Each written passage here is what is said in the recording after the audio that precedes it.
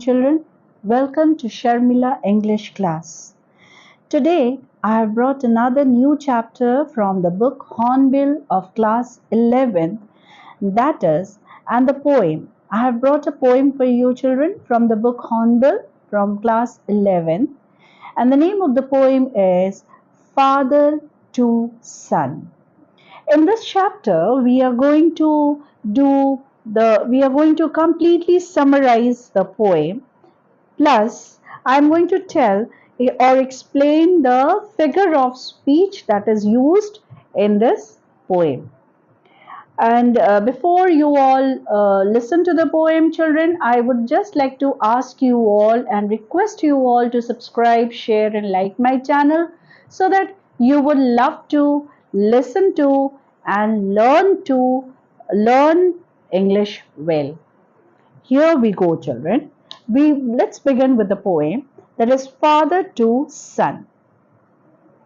I do not understand this child, though we have lived together now in the same house for years.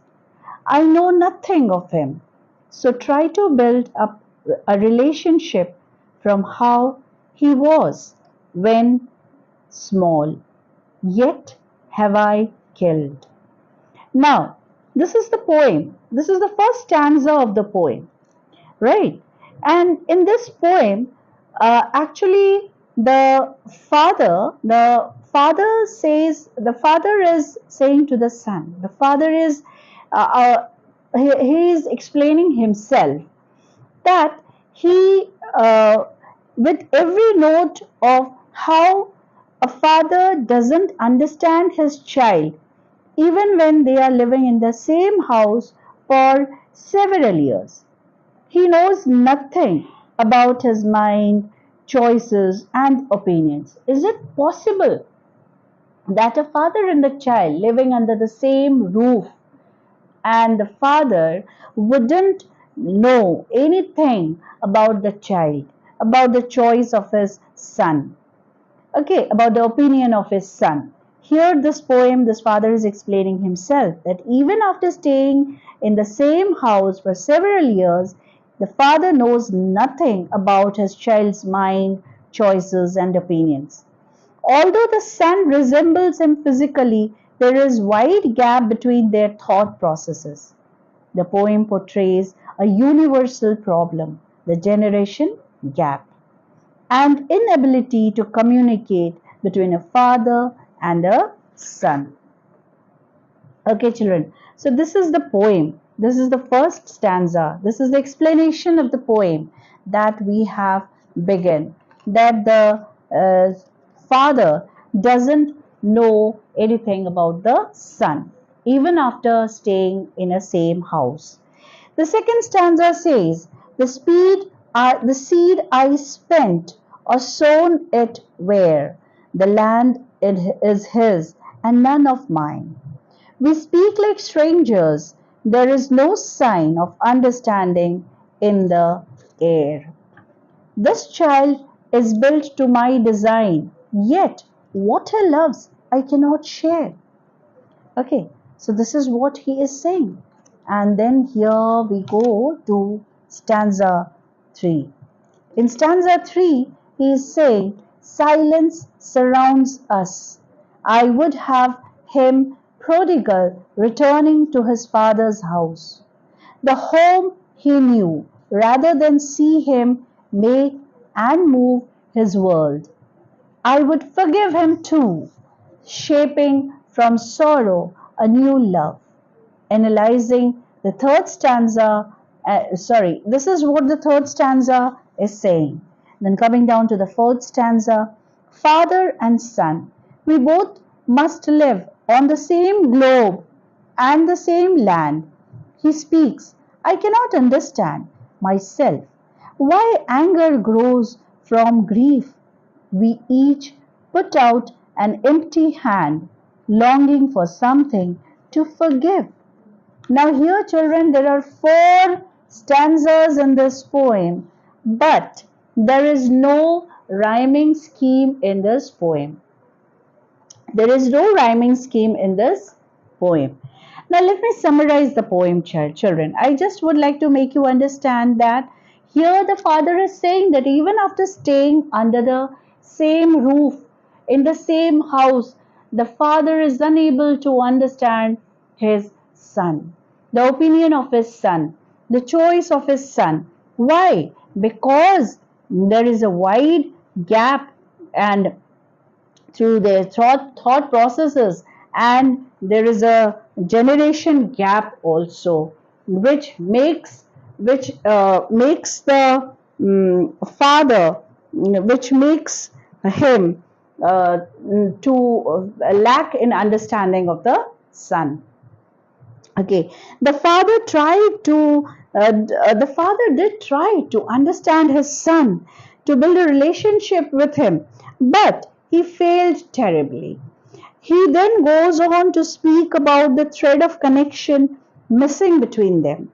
He feels that either he had destroyed or misplaced the seed of connection, because he has sown the seed, and he is saying either he had destroyed or misplaced the seed of connection. Living in the same house, they are no more than strangers with no understanding between them. They are no more understanding. They talk like strangers, right?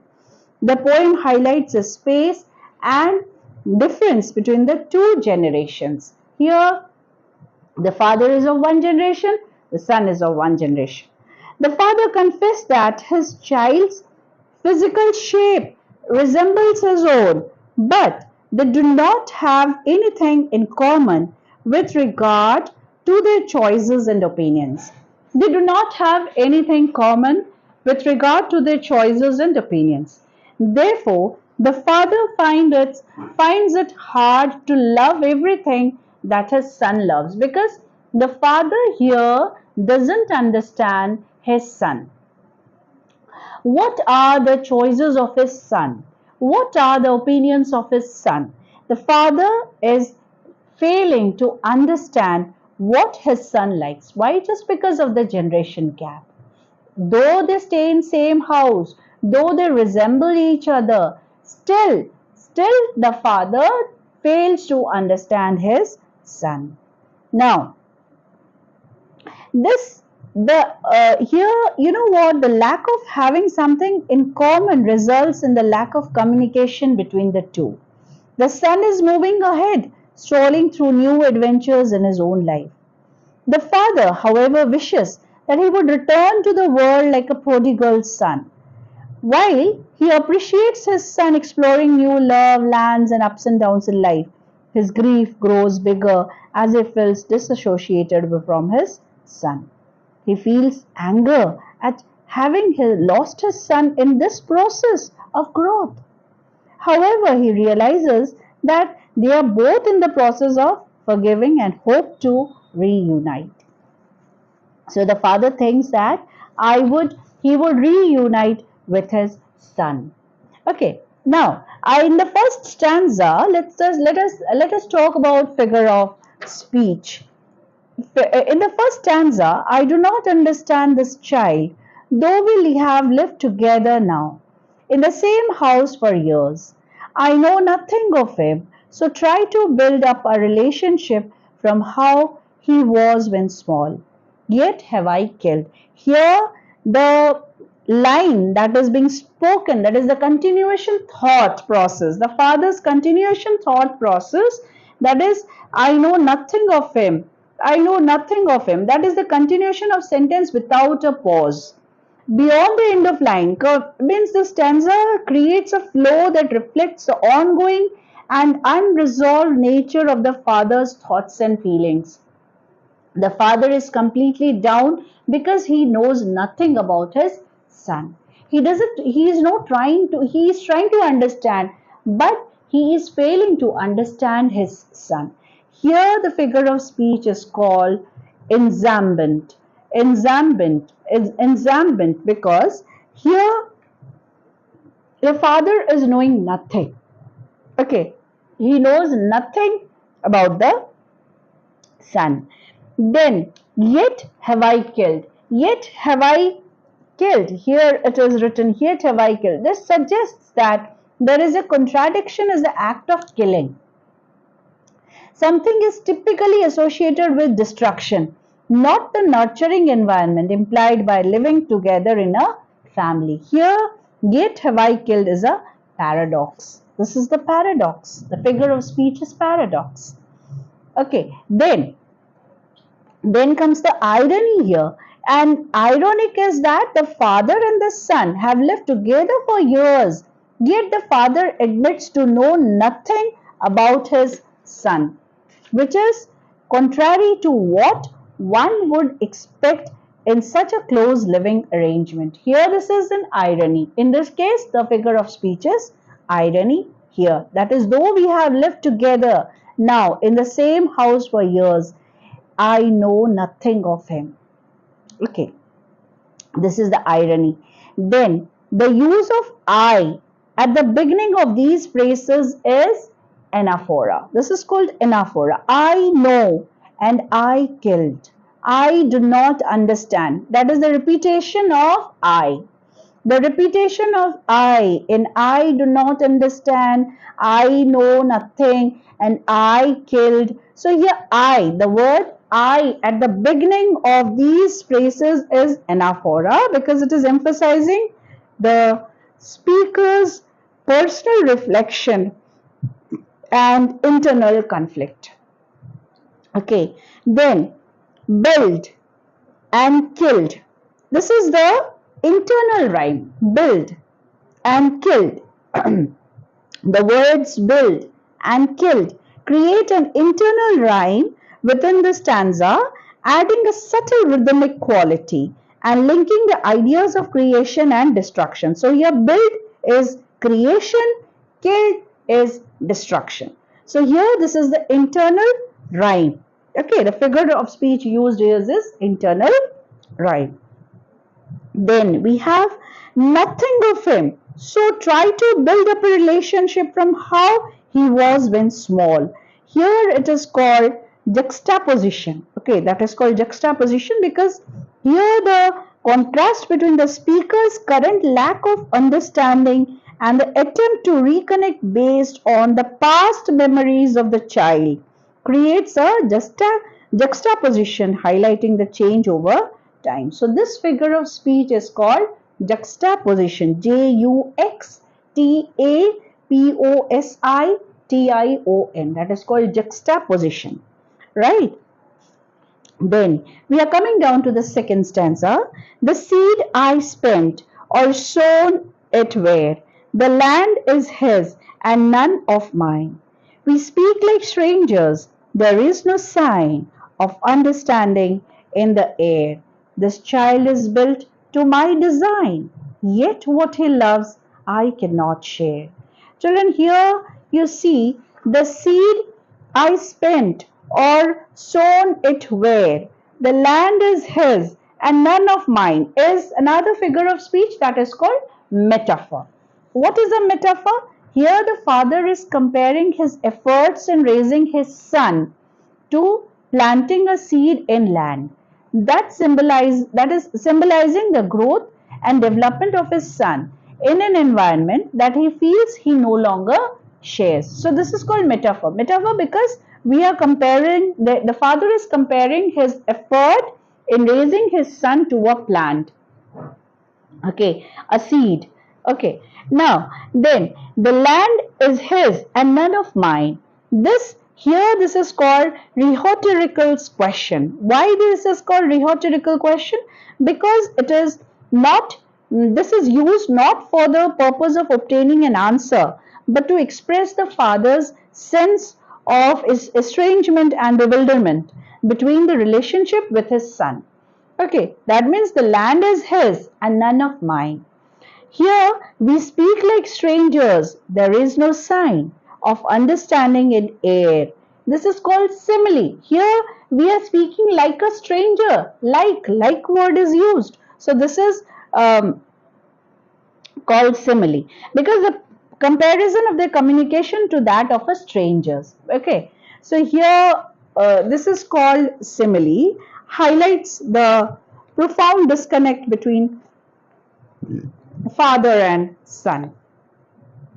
Then what is the irony here? Then irony here, this child is built to my design, yet what I loves I cannot share. What he loves I cannot share.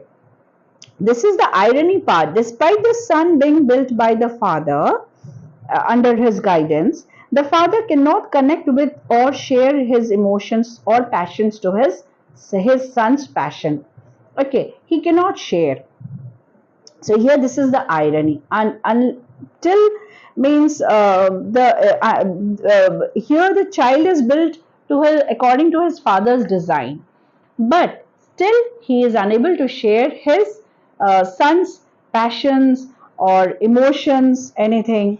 The father is unable to share. Next, sorry, the seed I spent or sown it where the land is his and none of mine. This is again called paradox. Why it is called paradox? Because there is there is a paradox in idea of planting something. It influences values, love. Okay, in someone else means is in the sun. Yet finding that the resulting land feels completely aligned to the planter. Who is the planter here? The father. Okay, the father here is the planter. So the figure of speech that is used is paradox in second stanza. Silence surrounds us. I would have him prodigal returning to his father's house, the home he knew, rather than see him making and move his world. I would forgive him too, shaping from sorrow a new love, analyzing this you know what this third stanza or figure of speech is. Now let us see. It says silence surrounds us. What surrounds us? Silence surrounds us. It means that the figure of speech used here is called personification. Okay. Silence is sorry. Silence is always given to a human-like quality. Okay. Silence is always given to a human-like quality as if it physically envelops the father and the son. It emotionally and communicative gap between them. There is we are putting more stress on emotional and communicative gap between the father and the son. So here silence surrounds us. Here silence surrounds us. Silence here is this sentence is personification. Why? Because silence is always given to human-like quality. So personification, when we are comparing it with a person. Then here, him prodigal returning to, here this is called illusion. As I told you children, what is illusion? It is all biblical story. Biblical story of the prodigal son, suggesting a hope for reconciliation and returning to familial bonds. No, it is totally impossible because father is unable to understand his son and understand to share his son's feelings. So here this is called illusion. ALLUSION, not illusion, illusion. Then comes the sentence that is shaping from sorrow. What is shaping from sorrow? That is again oxymoron. Why it is oxymoron? Because the juxtaposition of shaping, which implies that creation. Okay, shaping is creation. It is a construction with sorrow. Sorrow is a negative, it is a destructive emotion. Sorrow creates an oxymoron, highlighting the complexity of father's emotions. Here we are, it is the father's emotion is being explained. Then, but in this figure, sorry, children, in this figure of speech, what is the irony here? Irony here is I would forgive him too. It's ironic. Why? Because the father's need for forgiveness implies a wrongdoing by the son. Yet the poem suggests the issue is more about emotional distance than any specific transgression, right? Because he wants that he would like to forgive his son, but that also he is unable to do. And he thinks that he would reunite with his son, but that is again he is unable to do. Father and son, we both must live on same globe and the same land. He speaks, I cannot understand myself why anger grows from grief. we each put out an empty hand, longing for something to forgive. Again, here, why anger grows from grief? It is a paradox, because the concept of anger growing from grief is a paradox, as these emotions are typically seen as separate or sequentially experienced rather than interdependent. Right? So the anger that grows from grief is called paradox. Here we each put out an empty hand. The image of an empty hand. Here the sentence is called, again here we are using metaphor. So the image of an empty hand is being extended as a metaphor for the desire to connect and reconcile, despite the lack of emotional substance or understanding in their relationship. This is called metaphor. And what is the irony of this last stanza? That is longing for something to forgive.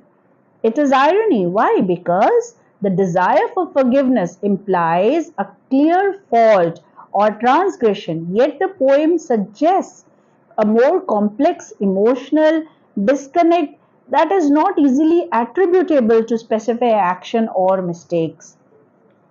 Here actually the son is the here it's very pathetic to know that the father wants to know more about the son. She wants to share his feelings, shares his son's feelings, emotions, passions, everything, but due to this generation gap and lack of communication, the father is unable to do. This is what the poet Elizabeth Jennings has expressed. This he has written the poem to the son, Elizabeth Jennings, and here the poem is full of strong emotional. This is a strong emotional poem, which implicates the generation gap that a father and the son have. Although they are sharing a same roof, they are not sharing the thoughts. And this is a universal problem that is not easily resolved.